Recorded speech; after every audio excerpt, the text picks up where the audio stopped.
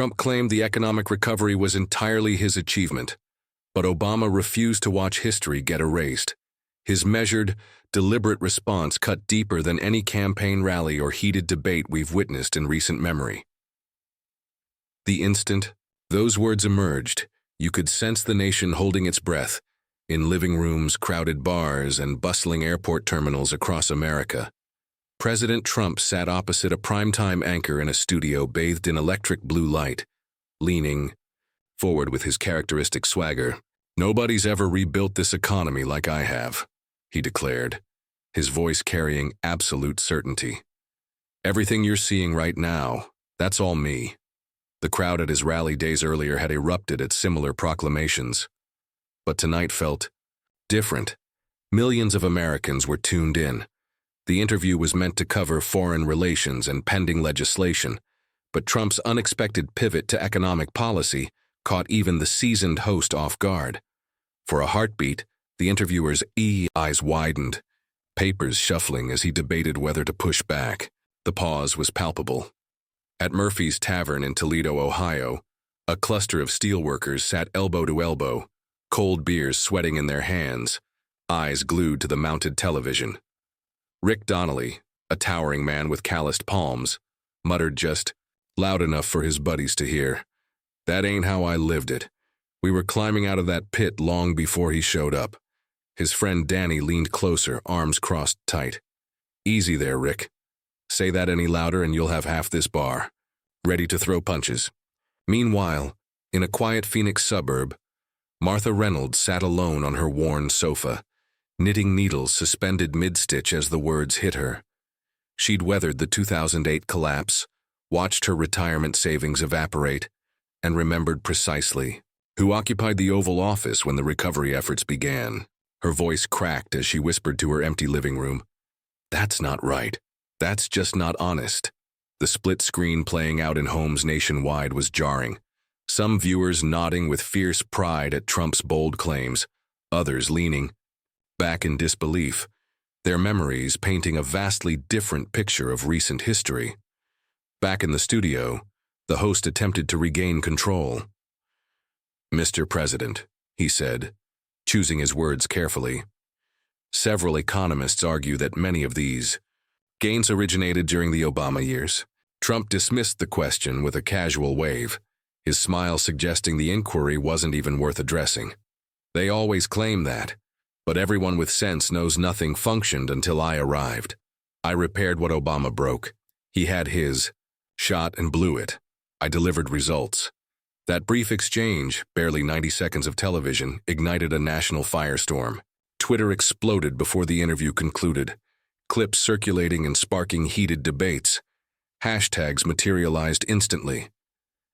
"Thanks, Obama," "Trump economy," "fact check." In Philadelphia, college sophomore Jordan Kim watched from her cramped dorm room, immediately video calling her father, a Korean War veteran who'd cast his ballot for Obama twice. "Dad, did you catch what Trump just said?"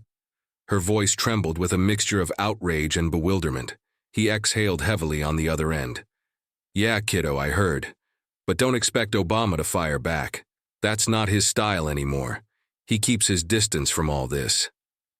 But that assumption made what happened next so startling. News anchors scrambled to fill airtime after the broadcast ended. On CNN, an anchor stared directly into the camera lens. The president just took full credit for policies that economists broadly agree were implemented years before his presidency. Will former President Obama respond? Panelists argued deep into the night, voices escalating, statistics flying across studio monitors. Yet nobody anticipated the former president would actually step forward. At Mabel's Diner in Des Moines the following morning, waitress Tanya Martinez refilled steaming coffee mugs while customers debated at the counter. A grizzled truck driver slapped his newspaper down hard. "Trump's absolutely right. My freight business didn't recover until he took office." The elderly gentleman beside him adjusted his wire-rimmed glasses, shaking his head slowly. "You must have forgotten 2009, son. Without those emergency bailouts, you'd still be hauling empty trailers." The tension was everywhere. Suburban neighborhoods, Small farming towns, sprawling coastal cities. Families argued over breakfast tables. Neighbors whispered across backyard fences. Talk radio hosts played Trump's sound bites on endless loops, stoking the flames higher. But while most Americans assumed Obama would maintain his characteristic silence, quietly observing from the sidelines as he'd done consistently since leaving office, behind closed doors, something unprecedented was brewing. His closest advisors began making urgent phone calls late that night. They compiled footage, retrieved archived reports, and verified statistics that most Americans had long forgotten. Marcus Rivera, one of his most trusted aides, reportedly asked, "Are you certain about speaking out, sir? You know the storm this will unleash." Obama, displaying his trademark composure, leaned back in his chair. "If history's being rewritten," he said quietly, "then someone needs to set the record straight." That was the moment the country didn't realize it was waiting for. While Trump's words still echoed across the nation, Obama's decision to break his silence would transform a political skirmish into a national earthquake. By sunrise the next morning, Trump's remarks had developed their own momentum. Local radio. Personalities replayed the clip like an infectious melody on repeat. On WNIR broadcasting from Akron, callers queued up one after another to voice their opinions, some laughing at Trump's audacity, others seething with anger, and a few genuinely bewildered about what to believe. Twitter had reached fever pitch. A viral post displayed side-by-side economic charts beginning in 2010, captioned, "Receipts don't lie." Another account featuring a bald eagle profile picture shot back with "fake statistics, fake charts. Trump rescued us." Period. The digital warfare was relentless, raw, and increasingly bitter. At a bustling Madison coffee shop, a group of graduate students huddled around a laptop. Leah Ford, pursuing her political science doctorate, slammed her ceramic mug down with enough force to make everyone jump. He just erased 8 years of documented progress in one sentence. People believe him because he says it loud enough. Her friend Anthony reclined in his chair, smirking. "You act like politicians haven't been pulling that move forever. The only difference is this guy's mastered it better than anyone else." Their conversation grew sharper, each word carrying the weight of their uncertain futures, mounting student debt, and their fundamental sense of truth itself. Meanwhile, conservative talk radio painted an entirely different landscape. In Dallas, callers enthusiastically supported Trump's confidence. One woman declared, "Finally, a leader who takes credit instead of constantly apologizing. Obama never accomplished anything meaningful. We suffered until Trump arrived." The host clapped enthusiastically, feeding off his audience's energy. Television screens in diners and fitness centers replayed the interview endlessly. CNN panels dissected his claims using elaborate graphs and historical timelines. Fox News aired clips of Trump's confident smile, followed by testimonials from small business owners crediting him with their recovery. Both networks amplified their preferred narratives, widening the national divide with each broadcast. But something felt different this time. Typically, Trump's controversial statements would fade within days, replaced by the next headline-grabbing controversy. Yet this particular comment had staying power. It wasn't about scandal or social media outbursts. It struck at memory itself, at history, at who deserved recognition for pulling America from one of its darkest economic periods in modern times. At the Riverside Community Center in Dayton, Ohio, a group of retirees gathered for their weekly poker game. They rarely discussed politics, but that morning, the topic was unavoidable. "I lost half my life savings in '08, said Harold Jennings, tapping his cards against the green felt table. "I don't care who you voted for. Obama's programs kept me from losing everything. Trump can claim whatever he wants, but I lived through it." Across from him, Clara frowned thoughtfully. "I don't know, Harold. My son insists his construction business only started thriving after Trump's election. Maybe they're both right." That captured America's mood, a profound split not just in politics but in personal memory. People weren't merely arguing about statistics. They were arguing about their own lived experiences, about the stories they told themselves to make sense of the previous decade. Washington reporters sensed the shift immediately. In the White House press room, questions bombarded Trump's spokesperson. Does the president stand by his claim? What specific policies is he referencing? The press secretary dodged, deflected, and finally snapped. The results speak for themselves. But the more the administration doubled down, the more commentators and historians resurfaced archived footage of Obama announcing stimulus measures, signing financial reforms, and championing job creation programs. Cable networks ran these historical sound bites alongside Trump's recent words, creating a jarring juxtaposition. In Los Angeles, Uber driver Calvin Torres turned up his radio as NPR played an archival recording of Obama saying, "This won't be easy, but America will recover." Calvin muttered to himself, "I remember that speech. Remember how terrified everyone was back then." He glanced at his rearview mirror, catching his passenger's attention, a young man absorbed in his smartphone. "Kid, you weren't even old enough to work then. Don't let anyone rewrite what we actually went through." The anger intensified throughout the day. Hashtags multiplied. Obama billed it trending alongside tossed Trump saved us. This wasn't just political junkies debating anymore. Grandparents, teenagers, mechanics, and nurses were all weighing in. The conversation had jumped from television studios into living rooms, group chats, and classrooms nationwide. Yet one question persisted across every platform. Would Obama respond? He rarely did.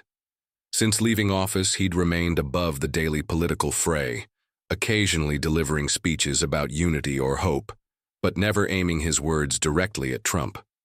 Americans had grown accustomed to that silence, even admired. But this felt different. This was about legacy, about truth, about who would receive credit in the history books. At Clippers and Conversation Barbershop in Detroit, a customer getting his haircut laughed bitterly as the TV replayed Trump's remarks. "If Obama doesn't speak up now, they'll run away with this lie." His barber, still working the clippers, shook his head. "He won't. That's not his way. He doesn't stoop to that level." The customer stared at his reflection, jaw clenched. "Maybe. It's time he does." But while everyday Americans argued, speculated, and demanded answers, only a select few knew that Obama's team was already drafting something unprecedented behind closed doors. When the first news alerts flashed across phones, that afternoon many dismissed them as fake news. Barack Obama, the man who'd avoided daily political combat and measured every public word with surgical precision, had issued a statement less than 24 hours after Trump's live television remarks. The timing was shocking enough, but the tone, that familiar, deliberate cadence Americans still remembered, stopped people mid-stride in grocery aisles and bus stops nationwide. It began simply, "Facts matter." In a quiet Washington, D.C. office, a handful of former aides had gathered the previous evening. They understood the risks of entering this storm. But as Marcus Rivera explained, if we let this slide, the truth disappears tomorrow. Documents covered the conference table. Charts, quotes from bipartisan reports, articles buried beneath years of political noise. Obama sat with them, jacket removed, sleeves rolled up, listening more than speaking. When he finally broke his silence, his words were measured. "We don't need anger. We don't need to match the volume. We just need clarity. People remember what they experienced. Let's give them the facts they already know in their hearts." The team nodded, scribbling notes, drafting language, debating which details to include. One advisor worried the response would be painted as purely political. Obama leaned back, hands folded. "It's not about politics. It's about truth. And if truth makes someone uncomfortable, so be it." By noon the next day, the statement was complete and released. It was concise, under 1,000 words, but every sentence carried weight. Obama acknowledged the current economic progress, but carefully outlined policies implemented years earlier. He referenced the 2008 crash directly, reminding Americans of those desperate nights when banks collapsed and unemployment soared. He didn't point fingers. Instead, he methodically laid out the steps his administration had taken: financial reforms, auto industry bailouts, healthcare protections that created the framework for the growth Trump was now celebrating. He concluded with a line that cut through all the noise. Leadership is not about claiming credit for what you inherited. It's about leaving something stronger for the next generation. Cable networks interrupted regular programming to broadcast the statement live. Anchors leaned forward as they read passages aloud, their voices tinged with surprise at how direct it was, without sounding aggressive. On CNN, one commentator observed, "This is as close to a fact check as you'll get from Barack Obama," and it landed like a precision strike. In Milwaukee, middle school teacher Claire Novak was grading papers when her phone buzzed with the breaking news alert. She opened the link, read slowly, and smiled faintly. "That's the leader I voted for," she whispered. Later, in her classroom, she printed a section and taped it to the bulletin board. Facts matter. Meanwhile, in Tampa, construction worker Greg Townsend read the statement during his lunch break. He turned to his crew, shaking his head. "Say what you want about the man, but he makes sense. He's not screaming, not tweeting insults, just laying out the facts."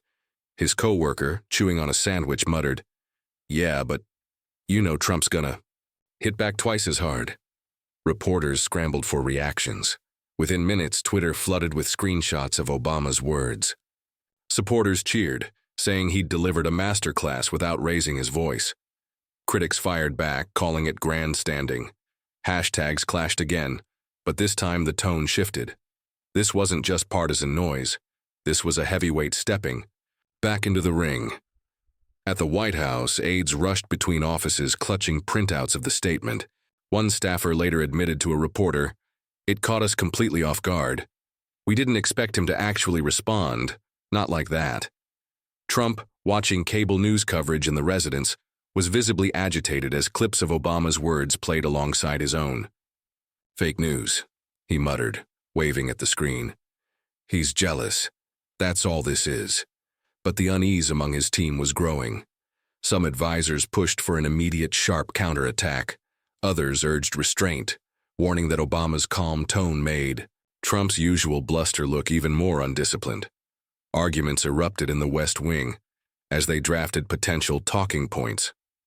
Meanwhile, in living rooms across the country, Americans experienced something they hadn't felt in a long time. A former president stepping forward not for personal gain, but for the historical record. The contrast between Trump's swagger and Obama's composure was stark. Even those who disagreed with Obama's politics admitted his delivery carried a gravitas that was difficult to dismiss. In Cleveland, grandmother Deborah Jameson sat with her 8-year-old granddaughter, watching the coverage. "See," she told the girl, "that's how you speak when you want people to truly listen. You don't shout or brag, you just tell the truth." Her granddaughter, eyes wide with curiosity, asked, "But why did he wait until now?" Deborah smiled sadly, "Because sometimes the right moment speaks louder than 100 speeches." That evening, CNN, MSNBC, and even Fox News replayed the statement, dissecting every phrase. Analysts debated what it meant for Trump's narrative, for Obama's legacy, for the 2020 elections looming in the distance. The nation wasn't just watching a political spat. They were witnessing history being contested in real time. But as the statement spread across every screen in America, it wasn't just the media carrying it forward. It was ordinary people sharing it, quoting it, and using it as ammunition in their everyday conversations. The first place Obama's statement truly ignited wasn't on cable news, but on Facebook. Middle-aged parents, retirees, and high school teachers shared screenshots with captions like, "This is what real leadership sounds like."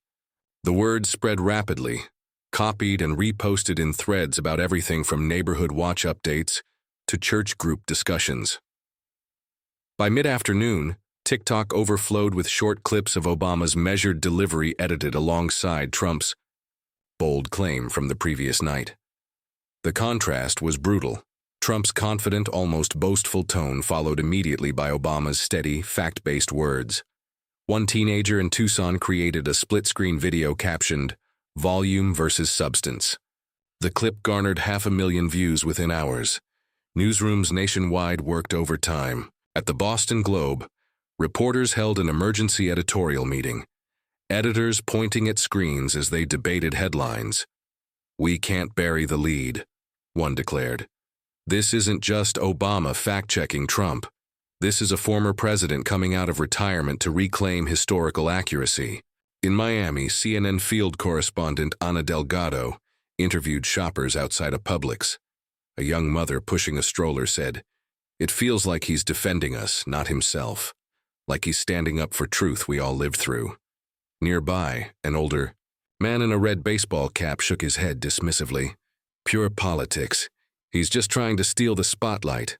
That tension, admiration on one side, suspicion on the other, only amplified the story's reach. At a Los Angeles MSNBC newsroom, panelists debated fiercely as clips replayed. One analyst remarked, "Obama didn't just correct Trump. He reminded the country what leadership sounds like when it's grounded in reality." Another fired back, "That's rich, considering Trump's the one in office actually delivering results right now." The split was unmistakable.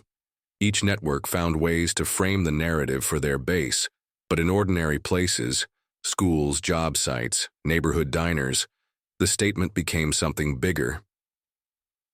At Westside High in Omaha, a group of seniors sat in their civics classroom as their teacher projected both Trump's remarks and Obama's response on the smartboard. The room buzzed with debate. A boy in the back row crossed his arms. "Trump's not wrong, we were stuck until he came in." A girl near the front fired back. "My dad got his manufacturing job back in 2012. That wasn't Trump. Don't rewrite history." The teacher let them argue quietly, smiling to herself. It wasn't about convincing anyone. It was about showing how words from leaders could shape memory itself. Meanwhile, in New Orleans, jazz club owner Philip sat at his bar watching the coverage on a muted television while polishing glasses. His friend Marie, a retired nurse, leaned across the bar. "You believe him?" Philip nodded slowly. "I was here when the crash hit. My club nearly went under. Those recovery programs gave me breathing room to survive. Obama's right to speak up." Marie sighed. "I just hope people are actually listening." The story dominated evening broadcasts. NBC's Lester Holt opened the nightly news with, "A rare move from former President Barack Obama, breaking his post-presidency silence to directly counter President Trump's economic claims." The segment featured side-by-side graphs, archived footage from 2009, and person-on-the-street interviews. It was inescapable, no channel, no phone screen left untouched. Even conservative circles couldn't ignore it. On Fox News, commentators worked to reframe it as Obama clinging to relevance. But they still aired the quotes because their audience demanded to hear them. And once they did, the effect was undeniable. In Springfield, Missouri, hardware store, owner Bob watched from behind his counter. He'd voted Republican his entire life, but something about the words resonated. Later that evening, when a customer brought it up, Bob admitted quietly, "I don't like the man's politics, but he wasn't lying. Those bailouts kept half this town from going under." What shocked political observers most wasn't that Obama's words spread. It was how quickly they became part of everyday language. College students quoted "facts matter" in group chats. Union leaders repeated, "Leadership isn't about claiming credit at meetings." Even pastors wove lines into Sunday sermons, reminding congregations that truth mattered more than spin. But in Trump's world, the pressure was mounting. In the West, wing aides huddled, knowing the narrative had slipped from their control. One advisor admitted off the record, he hates when Obama overshadows him. You could see it the second the coverage started. He was pacing, demanding we hit back. That tension only intensified as late-night comedians had their turn. On Jimmy Kimmel Live, the host replayed the clip with a punchline. "It's like bragging about cleaning the kitchen when your roommate already scrubbed every dish." The audience erupted, and clips of the joke went viral. But for Americans outside the echo chambers, the statement wasn't just comedy or politics. It was memory colliding with narrative. At a family dinner in Boise, Idaho, 3 generations sat, around the table debating economics between bites of roast chicken. The grandfather insisted Trump was right. The daughter countered with Obama's words. The grandson, scrolling TikTok, shrugged. Honestly, both sound like they're fighting over credit in a group project. But what none of them knew was that Trump himself was already preparing his counterpunch, and the clash of words was about to get louder, sharper, and more personal. By the weekend, the nation felt fractured down the middle. It wasn't just headlines or hashtags anymore. It was living rooms, dinner tables, and work sites transforming into debate arenas. Obama's words had lit a fuse, and Trump's original remark was still the spark underneath it all. In Cincinnati, at a crowded family barbecue, arguments erupted almost as soon as burgers hit the grill. An uncle in his late 60s raised his beer and declared, "Trump saved this country. I don't care what anyone claims." His niece, a college senior studying economics, fired back, "Saved it. Grandpa lost his house in 2009, and it was Obama's policies that stopped the bleeding. You can't just erase that." The table exploded with overlapping voices, and for several minutes the food went cold as nobody touched their plates. Across the country in Salt Lake City, a group of nurses gathered in the hospital break room during their night shift. Exhausted, they slumped in chairs as the TV replayed Obama's statement. Maria Lopez rubbed her temples.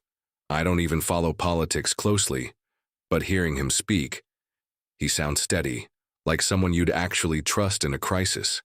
Another nurse scoffed, "Trust, please. He's just trying to make Trump look bad. Same game, different face." The room fell silent, heavy with the kind of exhaustion that comes not just from 12-hour shifts, but from years of arguments nobody seems to win. Even teenagers who usually shrugged at politics felt pulled into the storm. At a basketball court in Albuquerque, a group of friends debated while shooting hoops. One kid shouted, "Trump's right. My dad didn't get his job back till he got elected." Another shot back, "Bro, my mom started working again in 2013. That wasn't Trump." The ball clanged off the rim, but the game barely mattered anymore. It was about whose family's story felt true.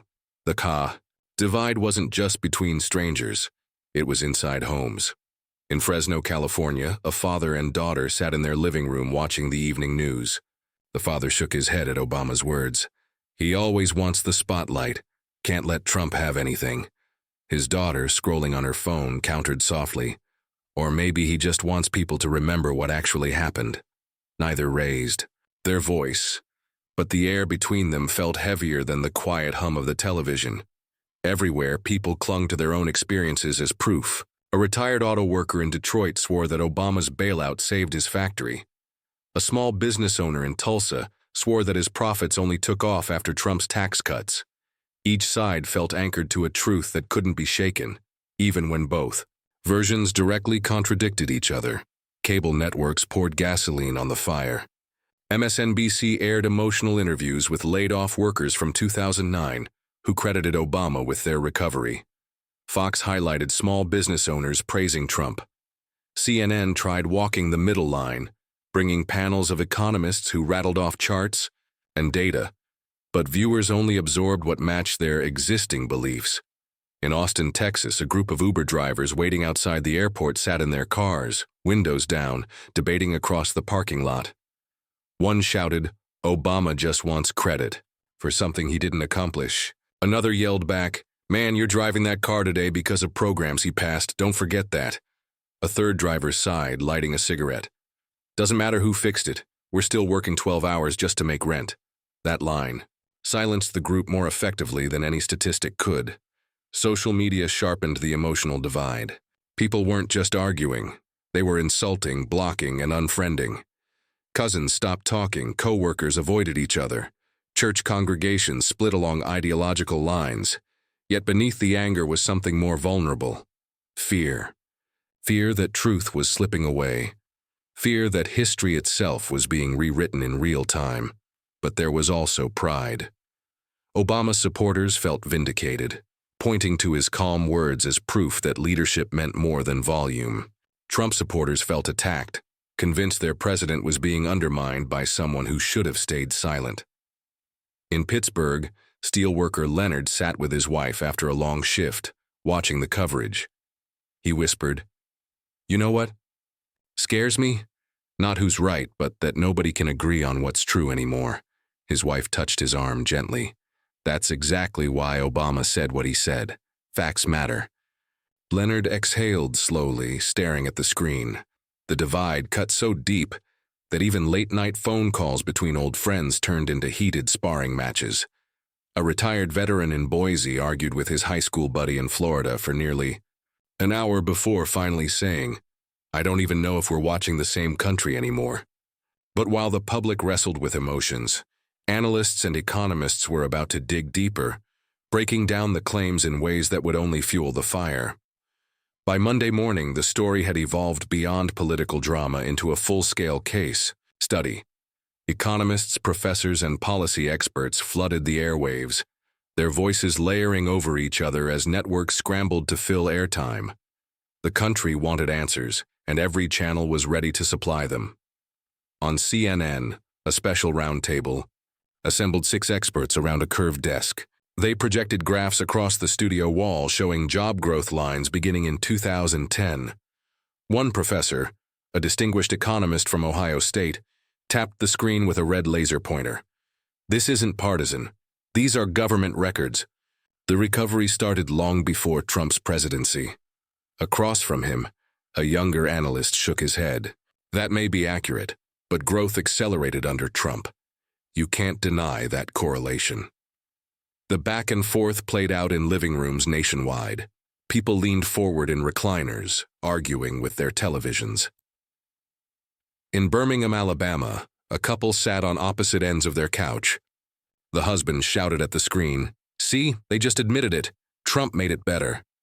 His wife, arms folded tightly, countered, "Made it better, sure, but he didn't start it. There's a difference."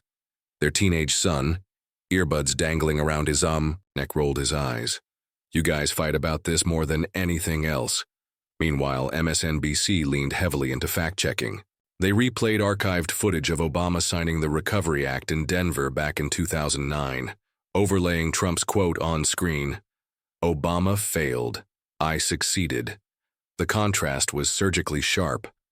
The anchor leaned toward the camera, her voice steady. Viewers can decide who's rewriting history here.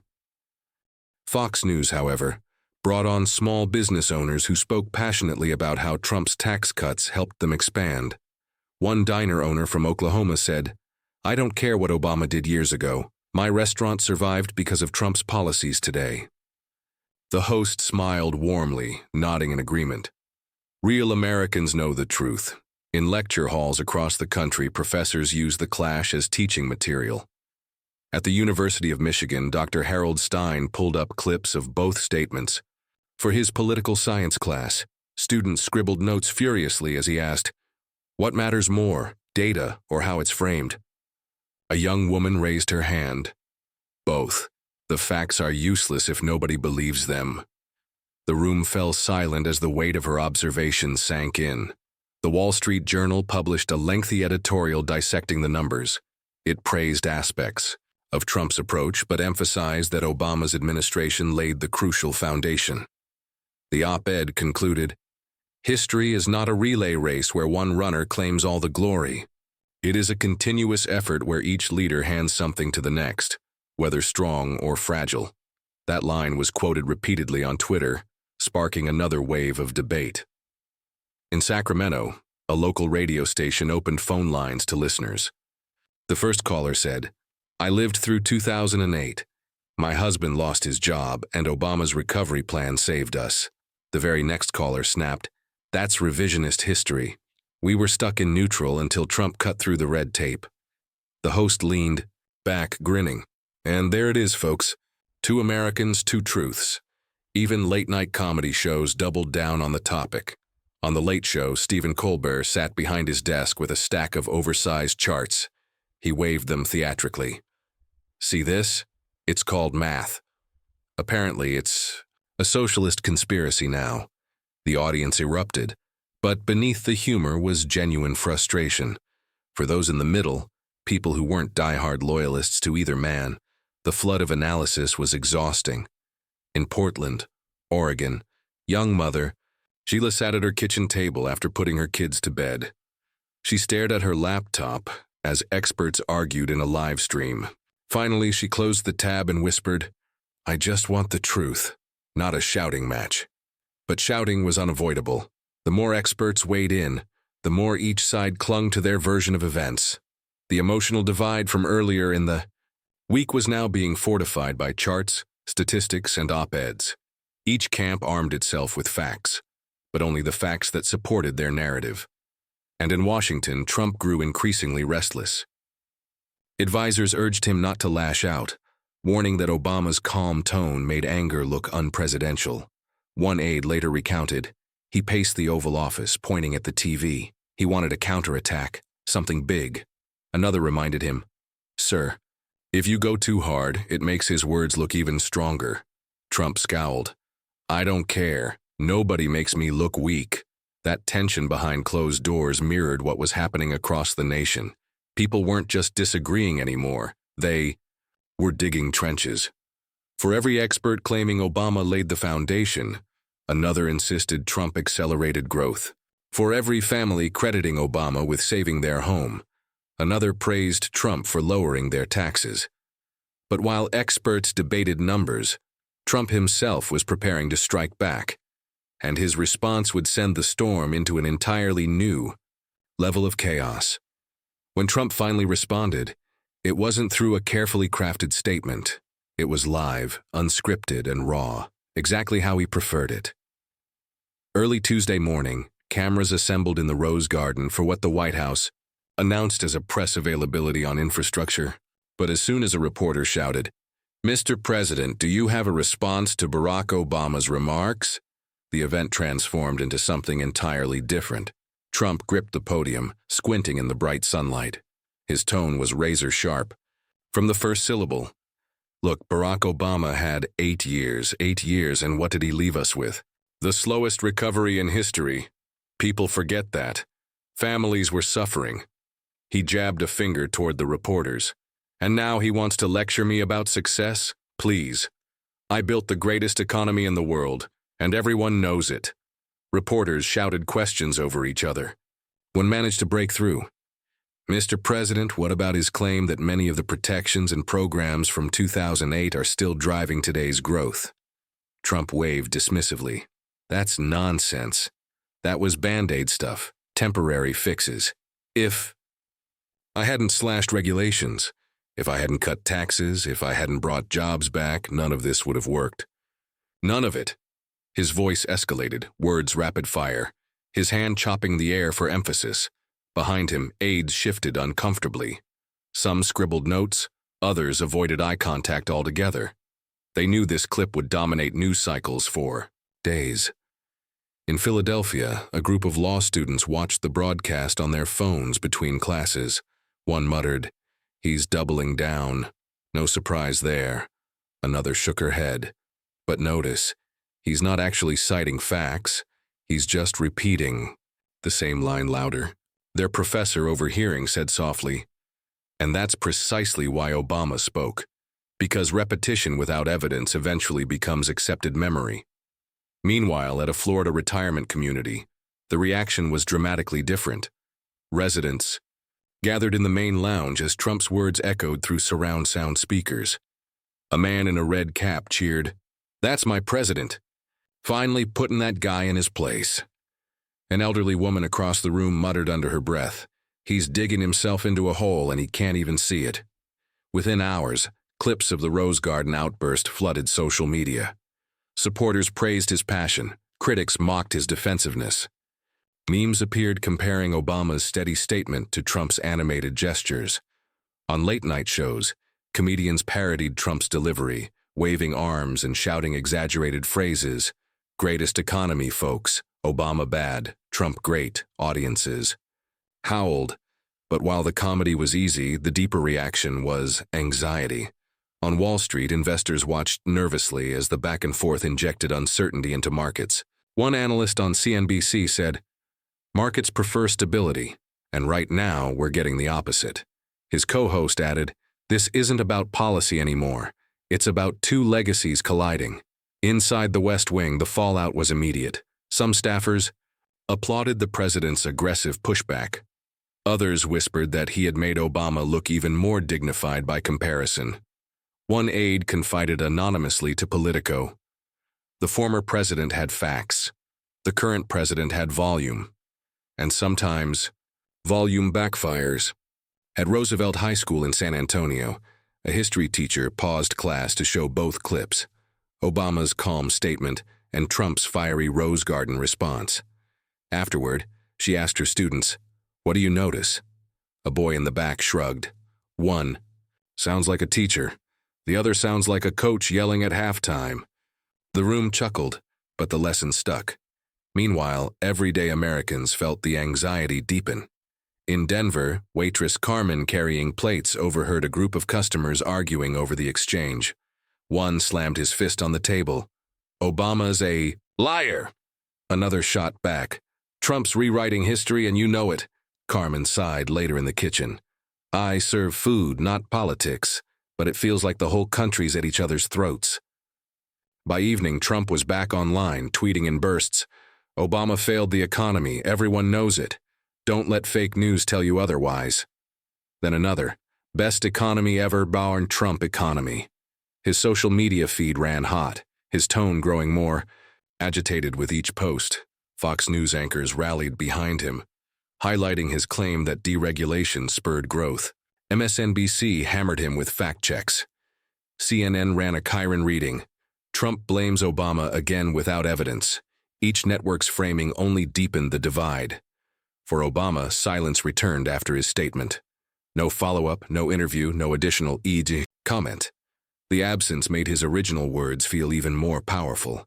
Aides close to him told reporters, "He said what needed to be said, nothing more." That restraint contrasted sharply with Trump's ongoing outbursts, and many Americans noticed. In Indianapolis, truck driver Paul sat at a diner counter watching both men's clips back to back. He shook his head. "One looks like a professor giving a lecture. The other looks like he's yelling at his neighbor. Depends what you like, I guess." The man next to him replied, "Or depends what you can't stand." But as dust from Trump's counter-response settled, the question shifted. How would ordinary Americans, regular folks in every corner of the country, decide which version of truth they believed? By midweek, the clash between Trump and Obama had seeped so deeply into American life that even people who typically avoided politics couldn't escape it. The conversation wasn't confined to television or newspapers anymore. It was in checkout lines, school parking lots, and medical waiting rooms. Everyone had an opinion, and everyone wanted to be heard. In Minneapolis, at a crowded bus stop, two strangers struck up a conversation after spotting Trump's Rose Garden clip on one of their phones. Middle-aged man in work boots shook his head.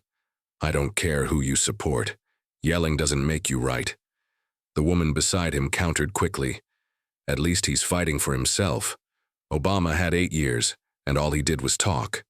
The bus arrived, but neither stepped on immediately. They were too engrossed in their debate, voices carrying into the street. Meanwhile, in smaller towns like Billings, Montana, people crowded into diners where televisions hung above counters. At Big Mike's breakfast, waitress Janice refilled coffee cups as the debate played across Fox and CNN on separate screens. One group of ranchers pointed at the Fox screen, muttering about Trump telling it like it is. A pair of retired teachers 2 stools down stared at CNN's replay of Obama's statement, whispering to each other that truth had a quieter sound. Janice later told a friend, "I've served food during elections before, but I've never seen people so split they can't even sit in the same booth." Pollsters picked up on the trend quickly. Online surveys revealed sharp divides, with Republicans overwhelmingly supporting Trump and Democrats rallying behind Obama. But independents, the group everyone fought hardest for, were less clear. Many said they trusted Obama's calm tone more, even if they credited Trump for their recent financial gains. The contradiction revealed a deeper truth. People were torn between who they believed and what they felt in their wallets. In Seattle, a group of baristas at Grind Coffee played the clips on loop while they worked. A customer waiting for his latte chimed in. Obama's voice reminds me of my old professor. I miss that kind of tone. One barista shot back, tone doesn't pay bills. Results do. The shop buzzed with chatter. Half about tips and orders, the other half about presidents fighting over history. The division showed up at dinner tables too. In St. Louis, the Rodriguez family sat down for spaghetti and garlic bread, but the TV in the background kept replaying highlights. The father stabbed at his plate with his fork. Trump's right. Obama's just jealous. His wife, eyes locked on the screen, replied, jealous of what? He already had the job. He's just correcting the record. Their teenage daughter slammed her fork down. Can we eat one meal without this? Though. Silence that followed was heavy. The only sound the faint hum of the television filling the room. Even workplaces weren't immune. At a Phoenix construction site, workers ate lunch on steel beams as a radio played clips from both statements. One worker shouted across the scaffolding, Trump built this economy, period. Another yelled back, wrong. Obama gave him the tools and he just grabbed the credit. The laughter and jeers that followed sounded more like a sports rivalry than a political debate, but the stakes felt heavier than any game. On the other end of the spectrum, some people expressed deep exhaustion. In Portland, Nurse Joanne scrolled past both clips on her phone and sighed. I'm tired of men arguing about who's right. I just want health care that works. Her coworker leaned over. That's the thing, though. Those arguments decide if we ever get it. In churches, sermons turned subtly political. Pastors quoted Obama's line, leadership is not about claiming credit for what you inherited, as a reminder of humility. Other congregations, ministers praised Trump's fight against those who would diminish his success. Faith itself became another mirror reflecting the divide. By Thursday evening, cable news filled with montages of public reaction. CNN aired a split-screen special with interviews from Milwaukee and Baton Rouge, showing the stark contrast. One group praising Obama's steady hand, another cheering Trump's refusal to back down. MSNBC highlighted economists repeating that Obama's policies laid the foundation. Fox doubled down with segments of small-town Americans saying, we only felt the difference after Trump. Social media hardened the trenches. On Twitter, users who once followed both sides now blocked one another.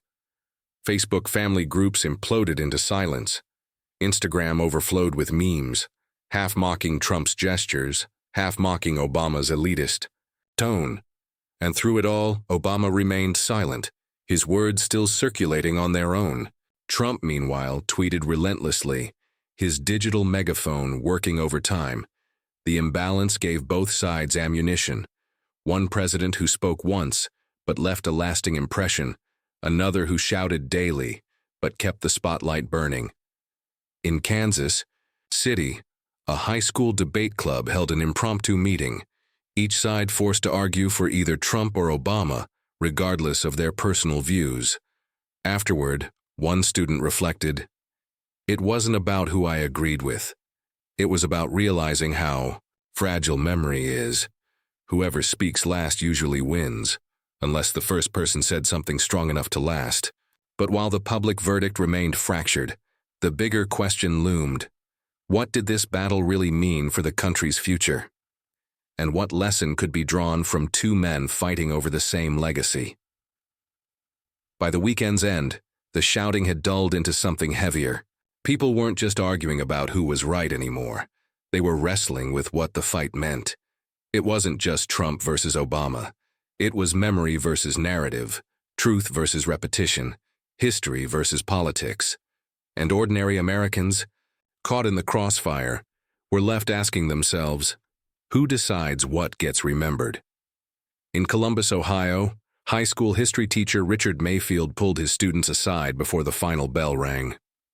He dimmed the lights, projected both Trump's remarks and Obama's statement on the smartboard, and let the class sit in silence for a full minute.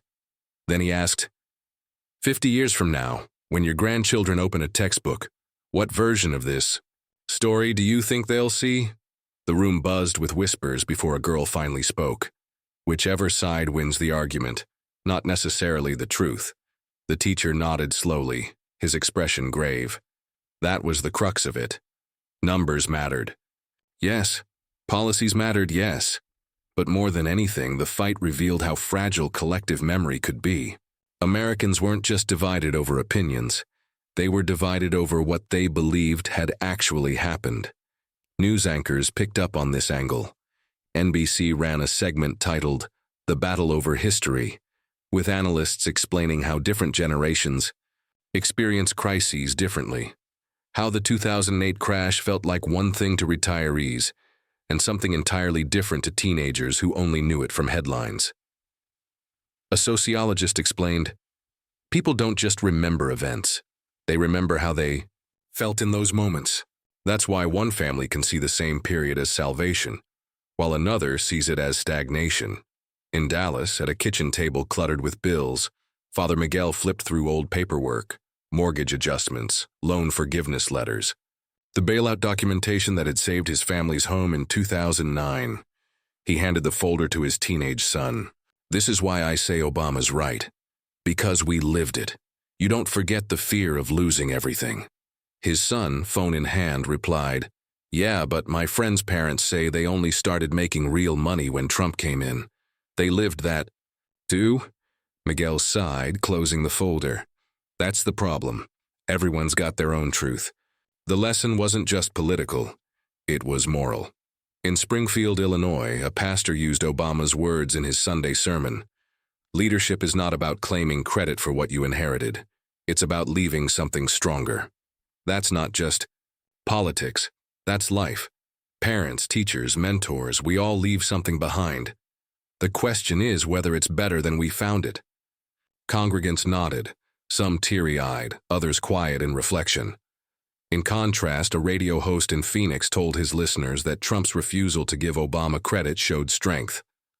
Life isn't about handing trophies to the guy before you. It's about standing your ground, taking the win, and moving forward. Callers cheered, saying that's exactly what they respected about the president. He fought for his own narrative. The divide revealed a deeper anxiety. If truth itself could be argued out of existence, what else could be reshaped? In Los Angeles, a filmmaker told a friend over dinner, "We're watching history get edited in real time. And the scary part is, whoever shouts loudest might win." Her friend stabbed at her salad and replied, "Or whoever stays calm long enough to outlast the shouting." Even children picked up on the tension. In a Tulsa middle school, a boy raised his hand after a civics lesson. If two presidents can't agree on what happened, how are we supposed to know what's real? The teacher didn't have an easy answer. She just said, "That's why you have to ask questions. Always ask questions." What became clear was that both men represented more than themselves. Obama had positioned himself as a guardian of truth, someone willing to speak up not for credit, but for history's sake. Trump had cast himself as the fighter, unwilling to concede an inch, defining strength as never admitting the other side was right.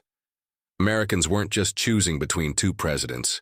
They were choosing between two models of leadership, and for many, the lesson cut deep.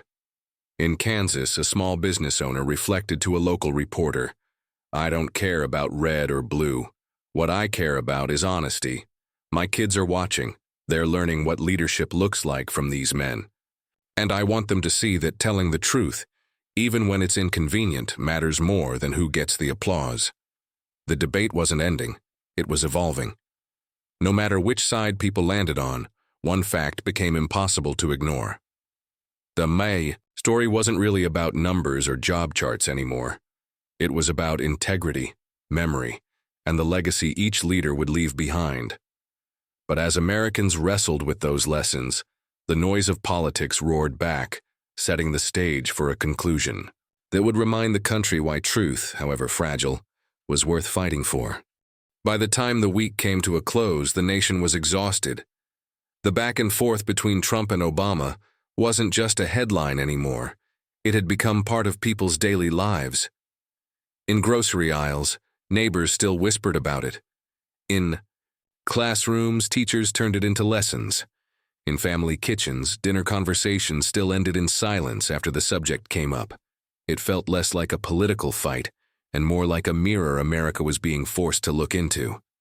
And what that mirror showed wasn't flattering.